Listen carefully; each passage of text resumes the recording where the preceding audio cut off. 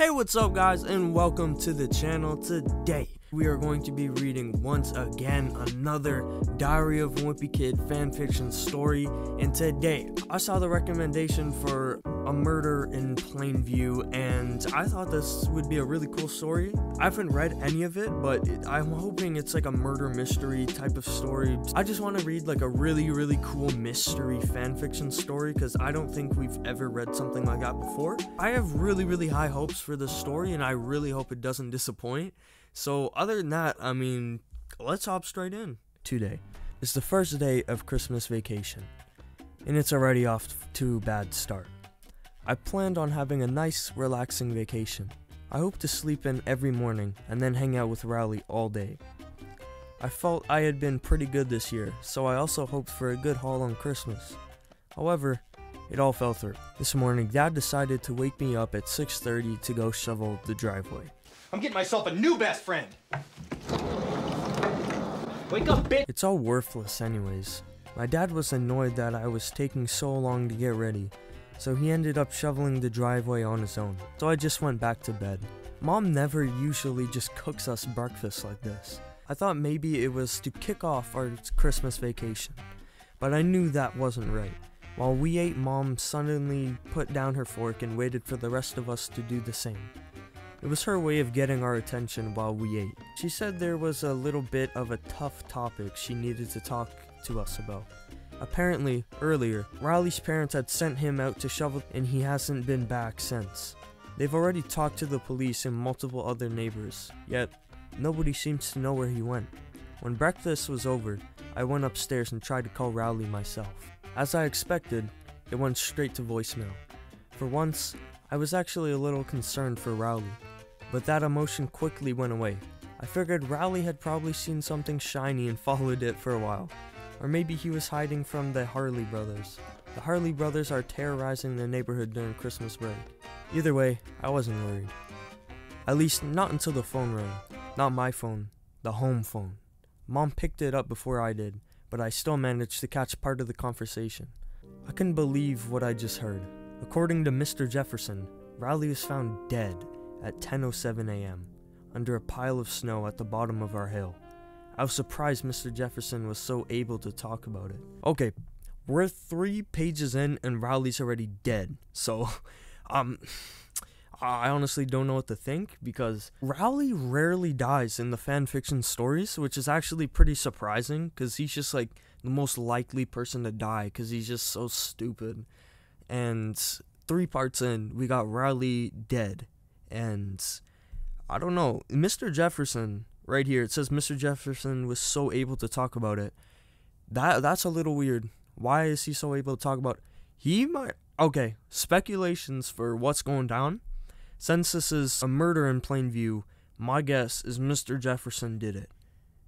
Mr. Jefferson is a shady guy. He's crazy. We don't know what he's capable of, and I'm guessing that he is the one who killed Riley.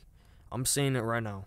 He is the one who killed Riley. For the past 4 days or so, I've been slowly coming to accept what happened last Tuesday. It felt wrong and different. My life had changed more than I thought it ever would. Christmas was only a few days away and it didn't feel so merry. Today, we attended a ceremony at church, arranged by the Jeffersons in memory of Riley. After church, Mom grimly explained she had a talk with Mrs. Jefferson. She said that the brief autopsy had revealed Riley had sustained 2 skull fractures resulting in his death. The police department deemed Riley's death to possibly been a homicide. This got my mind racing. Murder? In my neighborhood? And of all the people, why murder Riley? I began to question the situation. Oh shit, Greg's gonna become a detective. I'm excited for this now. I want to see Greg become Batman or something. I could see Greg being Batman, if we're being serious. This guy's got, I forget what book it is, but he took up wrestling, right? Let's see if he becomes Batman or something like that. That night, I was kept up by my own thoughts and conspiracies about Riley's murder. This event had caused the whole neighborhood to basically go under lockdown. Even the Harley brothers stayed off the street. I couldn't take it anymore though. I needed answers. I set my alarm up for 4 a.m. and tried to go to sleep. Once my alarm went off, I got up and got ready. I decided it was time for me to do some soothing on my own. I began around the bottom of the hill where Rowley's body was found. I started to shovel the snow. That way I could maybe uncover some evidence that may have been left at the crime scene. It appeared to be pretty clean. Nothing appeared to be left behind. I began to wrap up and stop shoveling. My arms were getting too tired anyways. I started to do my final scan of the area when something caught my eye. The recycling bin had been shifted far over on the building. I grabbed my shovel and worked my way over to it. Alright, let's see if Greg can find some evidence that the police didn't. I'm guessing he's gonna find something and it's just gonna be ridiculous. Like, how'd the cops not find the evidence that he's about to find? We better get a good explanation about this. Once I got over to the bin, I noticed part of a note sticking out from the bottom, so I lifted it. Sure enough, it was a note. It was thoroughly taped, I assumed to prevent it from getting soggy. The note itself was attached to a small plastic container. I took off my mask and began inspecting it, trying to get the note open. But before I got far, I saw some headlights coming towards me. It wasn't long before the car got close, and it turned out to be the police. I made a run for it and managed to get away before they could see my face. Luckily, everyone was still asleep when I got home, so I managed to sneak right back into bed. That's gonna come back and bite him in the ass, I know for sure.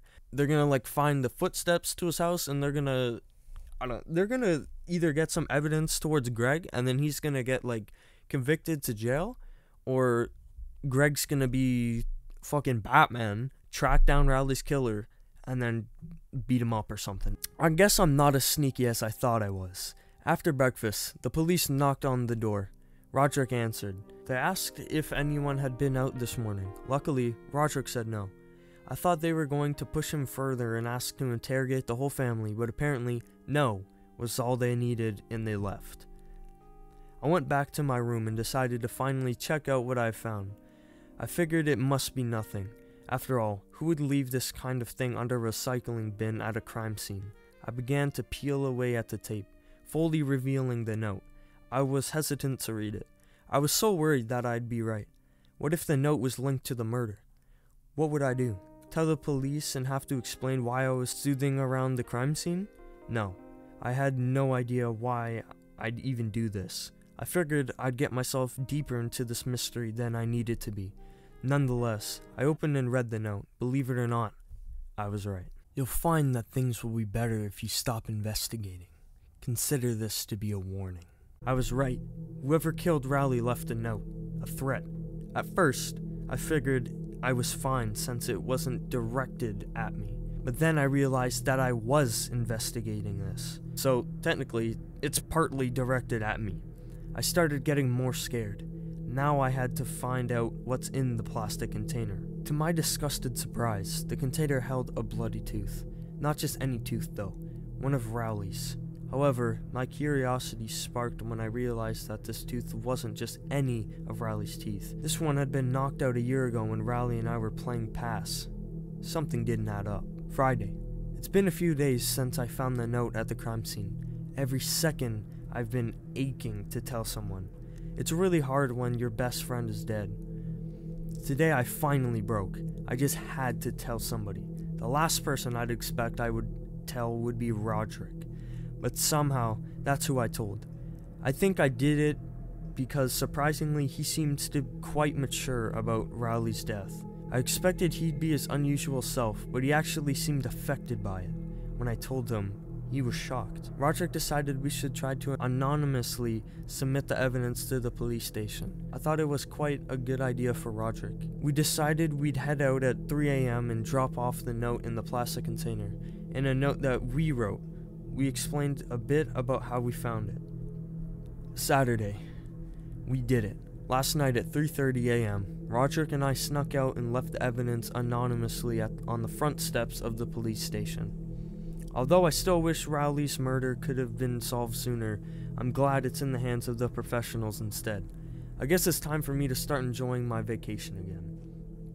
Now, I'm pretty sure that there's no other parts after this one. It does say end of chapter 1 though, but I've done a little bit of digging. It does not look like there's another chapter or any more parts.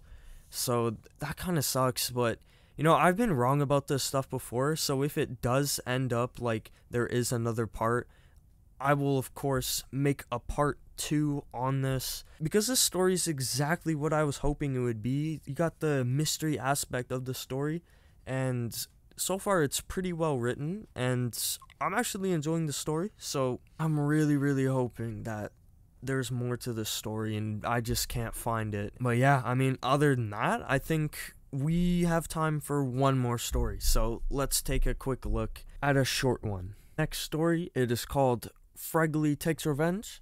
There's only 3 parts to this, so it's going to be a pretty short one, but let's hop straight in. Friday. I should have known it. All those years of abuse and bullying wouldn't go unnoticed. Eventually, he'd just blow up and seek revenge against every one of us, me in particular. I guess when everyone in that school treats you like a freak and openly avoids you, it's natural to get mad. The day started as a normal Friday. I was planning to go with Riley to play Twisted Wizard after school just as usual. Recess was ending, so I went to get my books from the next class when a gunshot, a faintful scream, and a screeching laugh were heard at the distance. Everyone started running and yelling while I was unable to move in the confusion. When I heard a plead in the distance, I knew it was time to seek a place to hide. I ran as fast as I could, trying to ignore the screams of terror that I heard behind me. Once I started to hear them less, I ran into the bathroom and locked myself inside one of the cubicles. I started hyperventilating. What the fuck was that? It was like hell descended to the school. I swear I saw blood and bodies laying on the floor. I only knew one thing. I had to get the hell out of there as fast as I possibly could. As I started to design a plan, my body completely froze again. I heard the door opening. I tried so hard not to breathe, and all I could hear was silence, except for a strong panting. I peeked over to see who it was, and I nearly fainted when I saw him. It was Fregley, that weird boy whom we bullied when we were younger and had been homeschooled ever since. I get that he could be mad because of how we treated him, but how could he resort to this? How could anyone resort to this? I was holding my breath. One small sound I made and I was gone. He came in and started washing his hands. I couldn't see much. I saw as the water acquired a red light color. He dried his hands and got out a revolver and saw himself at the mirror for a few seconds and headed out to the corridor. I had to get out of here. And I don't think there's any more parts to this because, yeah, it only goes up to part 3. So it looks like that's the end of Fregley Takes Revenge. That's actually a pretty cool story. Like, Fregley just gets to the breaking point and just goes ham on the school. It's pretty much what everybody expected he'd do, because this guy always just gets bashed for being a weirdo. But yeah, that's the end of the video. I hope all you guys enjoyed. If you did, make sure to leave a like and subscribe for more Diary of a Wimpy Kid fanfiction stories. Also, make sure to click the notification bell so you won't miss any of the other videos that I post. Again, that's the end of the video. I hope everyone enjoyed, and I'll see you guys in the next one. Peace.